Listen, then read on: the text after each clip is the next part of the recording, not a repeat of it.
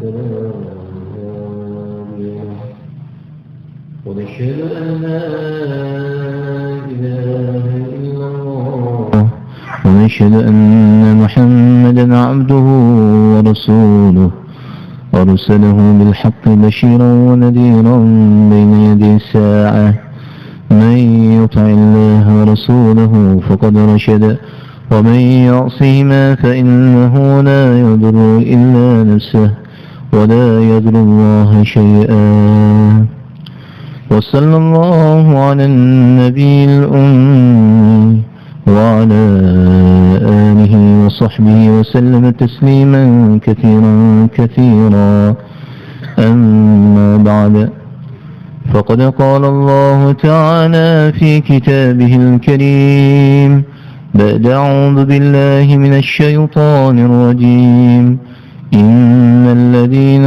قالوا ربنا الله ثم استقاموا تتنزل عليهم الملائكة ألا تخافوا ولا تحزنوا وأبشروا بالجنة التي كنتم توعدون.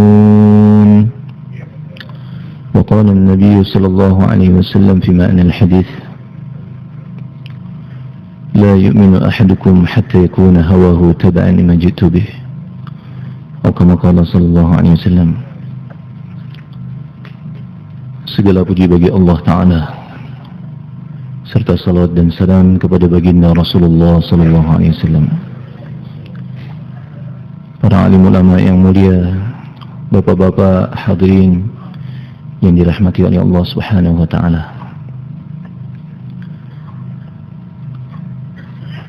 Ada berita besar yang Allah Ta'ala kabarkan di dalam Al-Quranul Karim,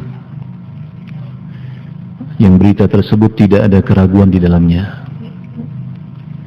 Nabi ibadi, beritakan berita besar kepada hambaku, Anni anal ghafur rahim, sesungguhnya aku adalah maha pengampun dan maha penyayang.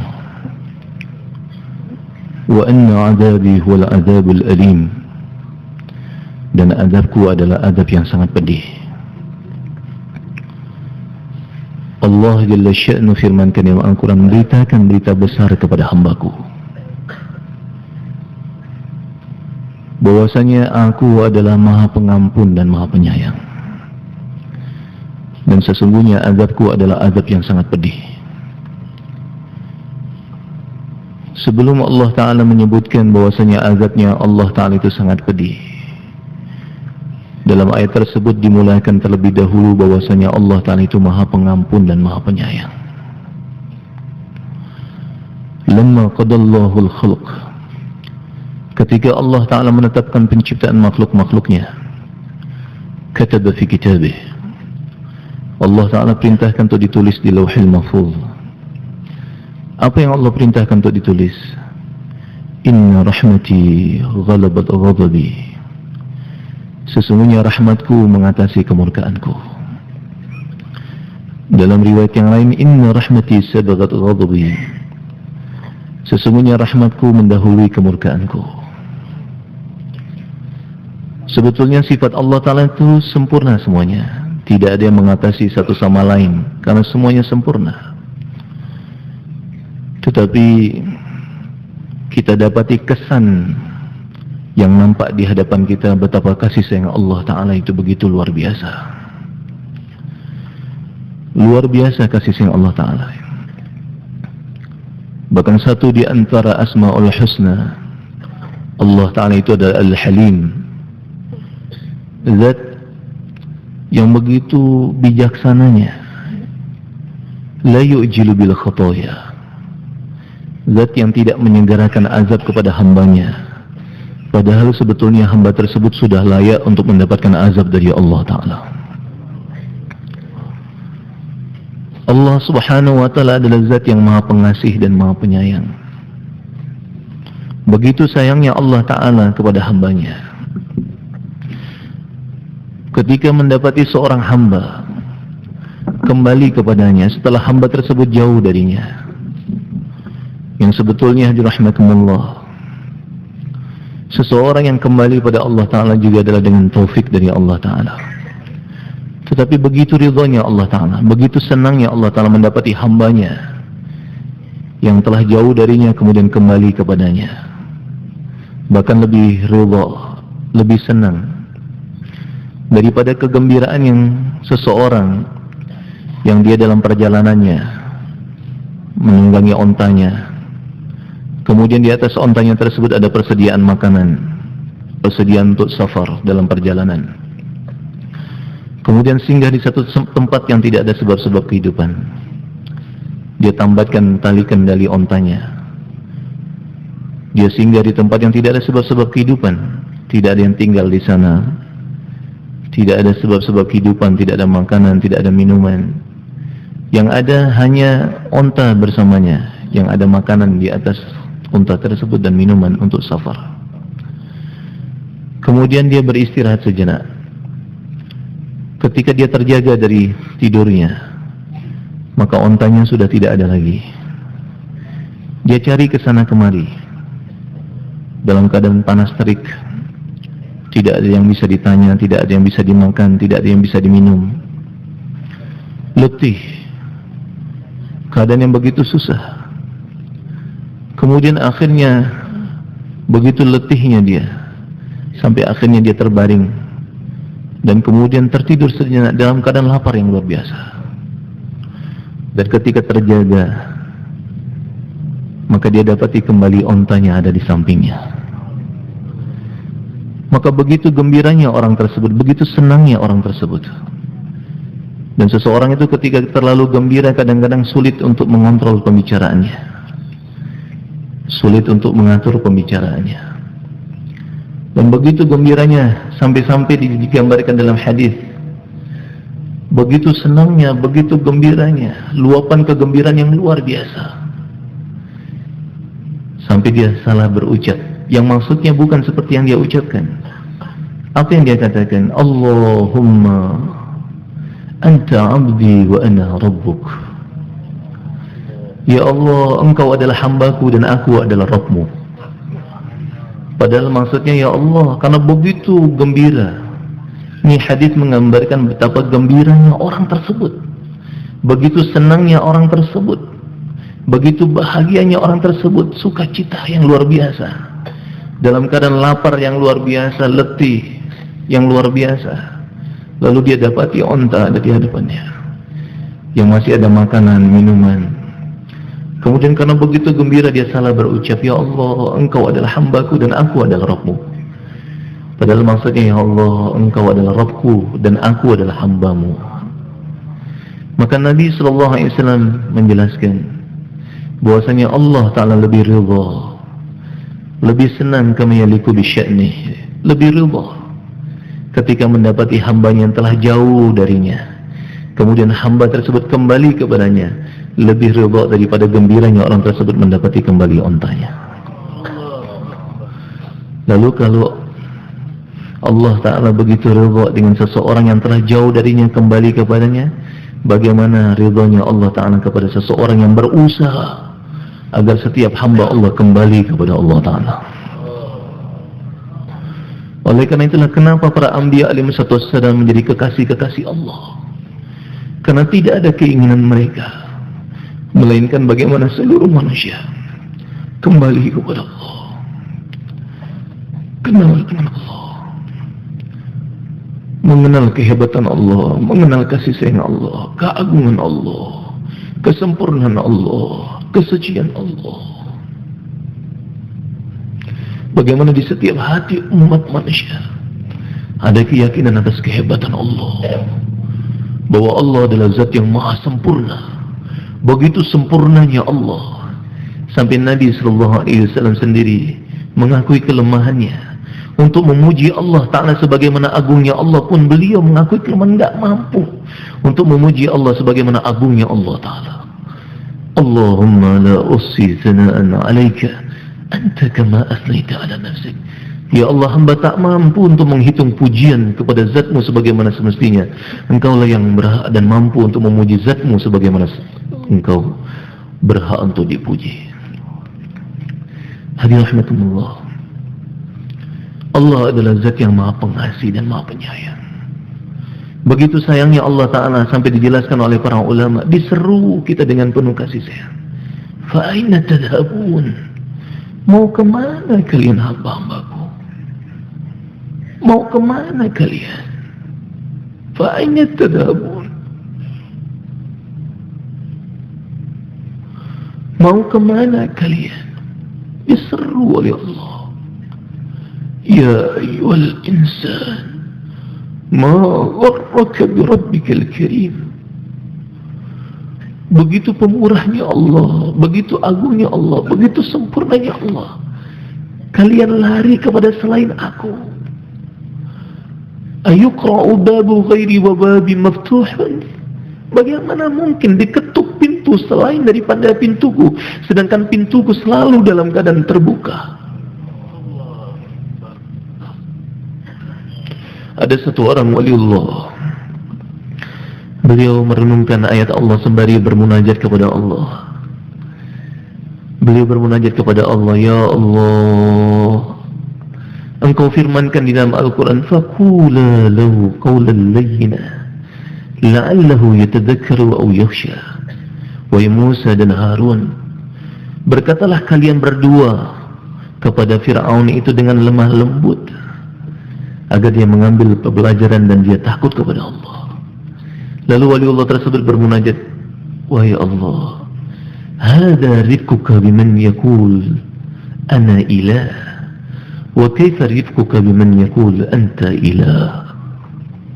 Ya Allah, itu kelembutanmu kepada seseorang yang mengatakan bahwa dirinya adalah Tuhan. Lalu bagaimana kelembutanmu dengan seseorang yang dia mengatakan bahwa engkaulah adalah Tuhan? Engkaulah adalah yang berhak untuk disembah. Hadirin rahimakumullah, Allah Ta'ala adalah zat yang maha pengasih dan maha penyayang. Dijelaskan dalam riwayat bahwa Allah Ta'ala itu memiliki 100 bagian rahmat. Laisa litahdidi si'ati rahmatillah, bukanlah untuk membatasi luasnya rahmat Allah, tapi takriban lil faham, supaya kita faham betapa luasnya rahmat Allah, yang sebetulnya rahmat Allah tak terbatas, tak terhingga. Dan dari 100 bagian rahmat Allah Ta'ala itu, 1 bagian rahmat saja yang Allah curahkan ke permukaan bumi ini. Yatarahamul khalq, makhluk-makhluk Allah saling berkasih sayang. Seorang ibu sayang kepada anaknya, seorang bapak sayang kepada anaknya, seorang kakek sayang kepada cucunya. Coba kita cermati dan renung, dia. Siapa kita ini dulu? Dari apa kita ini? Minha khalaqnakum wa fiha nu'idukum wa minha nukhrijukum taratan ukhra. Dari tanah kami ciptakan kalian, kami kembalikan kalian ke tanah, dan kami bangkitkan kalian dari tanah. Inna khalaqnal insana min nutfatin amsyaj. Kami jadikan kalian itu dari nutfah, dari air mani yang bercampur kita dari air mani. Tetapi dari air mani tersebut Allah jadikan satu sosok yang begitu indah yang disebut dengan manusia. Lahir kita dari rahim ibu kita masing-masing. Siapa yang meletakkan rasa kasih sayang kepada orang tua kita sehingga sayang kepada kita? Sukacita, ayah kita gembira mengumandangkan azan, Allahu Akbar, Allahu Akbar. Padahal dulu kita dari air mani. Sungkan seseorang, malu mungkin seseorang mengenakan pakaian yang ada air maninya. Tapi kita asalnya dari air mani, kemudian jadi sosok yang disebut dengan manusia. Dan kemudian Allah letakkan rasa kasih sayang kepada orang tua kita ketika melihat kita sayang kepada kita. Tapi kita lupa dengan Allah yang begitu sayang kepada kita. Ketika kita dihadapkan dengan sesuatu yang kita bicarakan selain Allah, kita lupa dan keluh lisan kita berbicara tentang kehebatan Allah.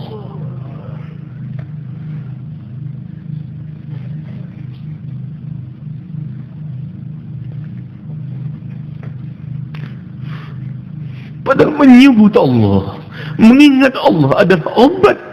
Menyebut makhluk dan mengingat makhluk asal menjadi penyakit tadi beliau. Bukankah orang tua kita, Allah ya rahmat, semoga Allah Ta'ala menerangi kubur beliau, Haji Sab, rahimahullah, Selalu dia katakan Allah kuasa, makhluk tidak kuasa. Allah kuasa, makhluk tidak kuasa.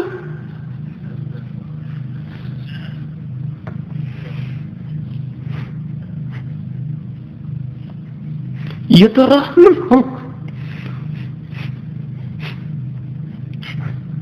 makhluk Allah saling berkasih sayang.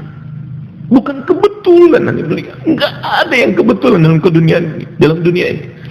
Kalau kita katakan sesuatu yang terjadi tiba-tiba, maka rusak iman kita, dia mulia. Ilmu Allah itu mencakupi segala sesuatu. Ya'lamu mathaqilal jibal, Allah mengetahui berat gunung-gunung yang ada. Wa makailal bihar, volume samudra, seluruh alam diketahui oleh Allah. Wa adada qatril amtar, Allah juga mengetahui jumlah rintik hujan. Wa adada warakil asyar, Allah juga mengetahui jumlah daun-daunan yang ada di seluruh dunia. Nggak ada yang luput dari Allah satupun juga. Yatarahamul khalq, makhluk Allah saling berkasih sayang. Hatta al-faras yarfa'u hafiraha khasyata an tusiba waladaha.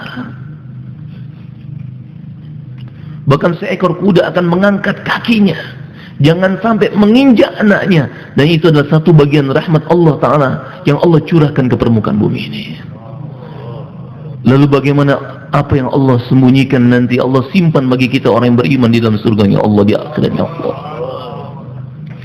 Maka dunia ini sebentar aja dimulia. Mau ngapain kita dimulia? Sekaranglah waktunya. Fa innal yawma 'amalun wala hisaba. Sekarang waktunya untuk beramal. Bukan waktunya perhitungan. Wa ghadan hisabun wala 'amala. Dan besok adalah waktunya perhitungan dan bukan waktunya beramal. Hadirin rahimakumullah, Allah begitu sayang kepada kita. Sekawanan tawanan perang dihadapkan kepada Nabi SAW. Maka ada seorang ibu mencari-cari putranya, kesana kemari tidak didapati. Setelah dicari, akhirnya berjumpa. Ketika berjumpa dengan putranya, dipeluknya dengan kasih sayang, diciumnya dengan penuh kasih, dipeluknya lagi, diciumnya lagi. Dan kejadian tersebut terjadi di hadapan Nabi SAW dan sahabat. Dan sahabat anhum menangis melihat sayangnya ibu tersebut kepada anaknya. Nabi bertanya, wahai sahabatku, apa yang menyebabkan kalian menangis? Maka mereka mengatakan, li ajli hanan hadil ya Rasulullah, karena sayangnya ibu itu kepada anaknya ya Rasulullah. Maka Nabi SAW bersabda, "Ataruna hadhihi tarihatan waladaha fin nar." Bagaimana pendapat kalian? Apakah ibunya rela melemparkan anaknya ke dalam api? Maka sahabat menjawab, tentu tidak ya Rasulullah. Maka Nabi SAW bersabda, "Lallahu arhamu bi'ibadihi min hadhihi biwaladiha." Sungguh Allah lebih sayang kepada hambanya lebih daripada sayangnya ibu tersebut kepada anaknya. Bahkan 70 kali, bahkan seluruh kasih sayang ibu dikumpulkan, maka tidaklah bisa membandingi kasih sayang Allah Ta'ala. Laisa kamitslihi syai'. Tidak ada yang menyamai Allah satupun juga dari makhluk-makhluknya Allah. Allah tidak mungkin menzalimi hambanya, dimulia. Yang zalim itu hamba. وَمَا أَنَا بِظَلَّامِ الْعَبِيدِ. Allah Jalla Sya'nu firmankan di Al-Quran, aku sama sekali tidak menzalimi hambaku. Ya ibadi, inni haramtu dzulma ala nafsi wa ja'altuhu bainakum muharrama fala